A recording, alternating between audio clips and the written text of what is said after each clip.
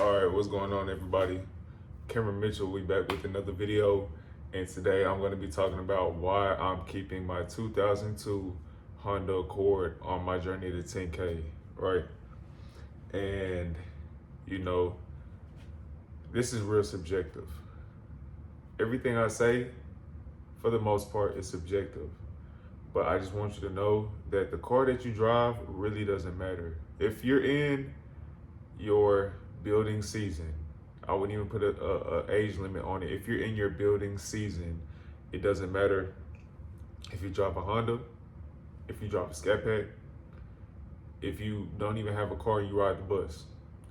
It doesn't matter as long as you can get from point A to point B. So with that being said, me and my car are the same age. I was born in 2002.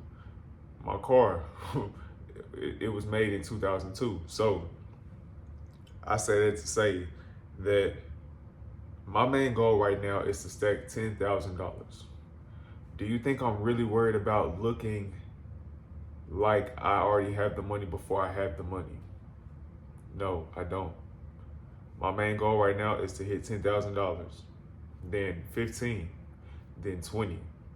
Would I be able to do that financing a vehicle? Maybe, maybe not.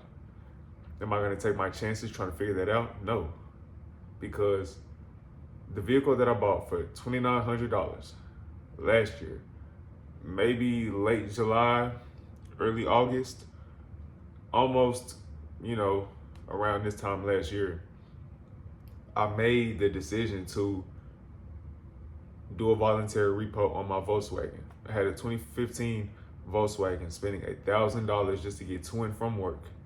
That was for full coverage insurance, and that was for the car note, not including gas. So if you want to include gas on a monthly basis, it was about $1,100, right? Now, granted, there's a few different things that play into me having such a high car note, and the high price for full coverage insurance.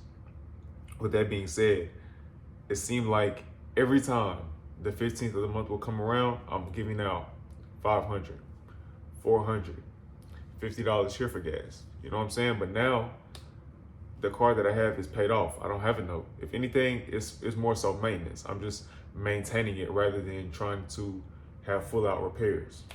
So I don't have a car note. The insurance I do pay is only $85, right? And that's through State Farm because I drive responsibly. They track my driving. I have the little navigation thing that I have to keep my Bluetooth on so it knows where I'm going, how many miles, what's the speed, how hard am I braking, things like that. But I'd much rather do that so I can reach my 10K goal in 15 and maybe 21 days, or maybe even beyond that, because you gotta realize, even if you're not 23, put this into perspective. I'm 23. I have 7 more years until I'm 30. Do you think I would finance a vehicle for, let's just say, 5 years, right? I would be 28 in 5 years, right? Maybe 29, you know what I'm saying? Because I'm about to be 24 on September 26th. And do you think that I would finance one vehicle, one depreciating liability? It's not an asset. A vehicle is never an asset. It's a depreciating liability. Do you think I would do that? No, I wouldn't. I'd much rather be able to have that money to invest into a property, strengthen my credit, learn a skill, build my money, than care about how others perceive me. Because today, when I went to the Honda dealership to pick up some automatic transmission fluid, I realized it was a dude. He pulled up in a nice BMW. I acknowledged it for about 15 seconds, and I went about my day. A lot of us, we finance vehicles, one, for reliability, but at some point, the car notes and the insurance and the gas is, I don't want to say it's not affordable, because I don't want to put any limits on anybody, but it's out of the range of what you make on an hourly basis, right? I hope y'all stand with me. So it's like you're doing all of this just to get to and from work with a vehicle that looks nice, but you don't have the flexibility to take trips. Or if you happen to, God forbid, you lose your job, right? but you still have a car note, full coverage insurance, and gas that's due every month, not even including food, rent. And that's just bare necessities. You know what I'm saying? Like, if a depreciating liability is taking that much money away from you, where else do you think that money can go? For one, it can be saved. That 500, 700, maybe even $1,000, for the vehicle could be saved. And then later down the road, when you have enough capital stacked up, can be used to invest your money. But right now, trying to look nice, you know what I'm saying? I'm 24 years old. Nobody gives a fuck. Excuse my language, but nobody gives a fuck what I drive right now. Yes, it's not the best looking car. Nobody cares though, if you really think about it, because I don't have a car note. I don't have a car note, and that's such a blessing, because a lot of people, I'm telling you, bro, like when I was paying that car note, every time the 15 came around, $400. Every time the full coverage insurance was due, $560 something. Whenever it's time for gas, damn, I gotta pay $40 here. Damn, I just got my paycheck, now $40 is gone like that. I'm telling you, bro, like that money could be used a lot more efficiently if you just stop caring what other people think. And I think that's why let me just say this. I had an Infiniti G37. I got that when I was maybe 19 or 20. I got that when I was 20. I had a Honda Accord. I had a Volkswagen Passat. You know what I'm saying? This is my fourth car. I'm on another Honda Accord, and I'm telling you, like, they're the most reliable vehicles. And it's not about the look, bro. It's so you can get from point A to point B, so your long-term vision can be manifested in the physical. Because if you're so busy on, making payments, right? Making payments on this Scat Pack or this Lexus or this Chevy truck or GMC truck, whatever it is, before you build the foundation, before you planted the roots, it's gonna crumble. Yes, on the outside looking in, you're like, damn, like, bro got it going on. He got this new truck, he got this new Lexus, he got this new whatever kind of car it is, right? That's all perception. That's validation seeking. But once you pass that and you realize, like, damn, I'm spending 60 hours a week. You know what I'm saying? I'm spending 60 hours out of my month just to take care of a simple source of transportation. You'll look at things a lot differently, because at one point, when I was playing football in high school, I used to walk, bro. Like, I used to walk to school. I used to walk to practice. So having a vehicle now, it means a lot more, because you understand the value of having a little. So when you get a lot, you know how to cherish it. You know what I'm saying? I feel like a lot of people, and I may be getting sidetracked, y'all, I'm sorry, but I feel like I had to get this off my chest, because a lot of people get vehicles and then just treat them like that's a part of their identity, when it's not. What vehicle you drive, the cars that you drive are not a part of your identity, bro. Trust me, it's simply a point A to point B.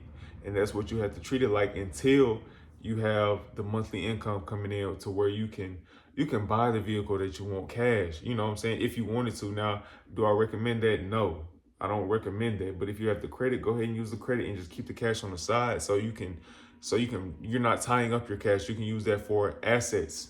You can use that for investments. But a depreciating, say it with me, depreciating liability, it doesn't make sense, bro. And I feel like this world has made it seem like financing a vehicle, especially before you're in the financial position that you're supposed to be in, is normal, but it's not, bro. And that's probably what's holding so many people back. When I got to a certain point and I realized, like, financing a vehicle was holding me back more than what it was setting me forward, putting me in position, I did a voluntary repo, bro. Did it mess up my credit? Yes, but you can fix your credit. You can eventually, maybe if you want to settle the debt, okay, you can do that. But I'm telling you, bro, like, those 60, 70, maybe even 80-hour weeks, bro, all that money could be used to go somewhere else. But you won't see it until the vehicle is finally paid off. You know what I'm saying? That APR done hit you. I got hit over the head for 23% on the APR, bro. When I tell you, how old was I when I got that car? I think I was like 21. 21, probably one of the worst decisions I ever made, because I made it from a decision out of desperation, rather than, a position of strength. That's all I'm saying, bro. I'm telling you, like, that's the reason I chose to keep my 2002 Honda Accord. I don't care how old it is. If it gets me from point A to point B, okay, cool. If other people want to look at me and judge me about it, okay, cool. But you got to realize, like, they're not in the position that you're in. Even if they can afford it, okay, cool. But everybody is running their own race, bro. Everybody is running their own race. So if I took that same $700, let's just say between the car note, full coverage, insurance, and gas, if I could save that every month, bro, the first 2 months, you would have $1,400 saved. Do you know that? And then another $200, bro. Not another 200, bro. I'm sorry, another $1,400, bro. That's $2,800 saved in 4 months. Bro. You know what you can do with $2,800, bro? Like, don't underestimate, bro. If you have a vehicle right now and you're financing it, okay, cool. Try to find ways to calculate your expenses. That way you can save every month. But if you're not financing a vehicle or you're thinking about financing a vehicle, don't do it. I'm telling you, like, not at the point to where if you're in your stacking season, if you're in your building season, please do not finance a vehicle. Get you something cash. Even let's just say, me hypothetically speaking, let's just say, God forbid, I'm still trying to reach my 10K goal. My car happens to give out on me and I have to get another car. I'm not going to get I'm not going to finance a vehicle. Yes, on the front end, it's a lot cheaper. You got places that, offer $500 down, but now you're stuck with a 68-month car loan with the APR, with the interest rate of 25%, you know what I'm saying? And the total price of the car maybe $30,000, bro. I'm telling you, like, up front is cheap, but as you go on, it gets more expensive. And expensive, not even just monetarily, but it's gonna cost you your mental fortitude. It's gonna cost you your energy. I'm telling you, bro, it's not worth it. You much rather use that $700 and learn how to put that into a property. I'm saying, or it may not be a property. If you're trading, put that into, your Webull account. I don't know, bro, but I'm telling you, like, money is literally a tool to be used, right? So why would you spend your money on a depreciating liability? I'm telling you, bro, like, please don't do it. Right now, I drive a 2002 Honda Accord because I want to, not because I have to. If I wanted to right now, I can go get anything I wanted. My credit score is 700 plus. Experian, Equifax, and Experian.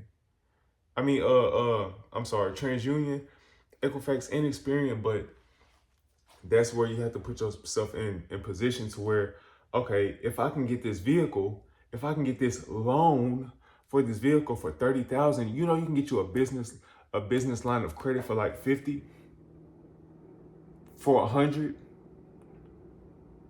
Start that Airbnb business. Start investing into real estate, and it's gonna pay you dividends over years. The same time that it would take you to pay that car off is the same time you would have built a passive income over those years, bro. That's all I'm saying. The dude that I paid the car for, he wanted $3,500 for that vehicle. You know how much I gave him? $2,900. You know how long it takes to stack $2,900 if you don't already finance a vehicle, if you don't already have children that you're taking care of? It took me 2 months to get that vehicle.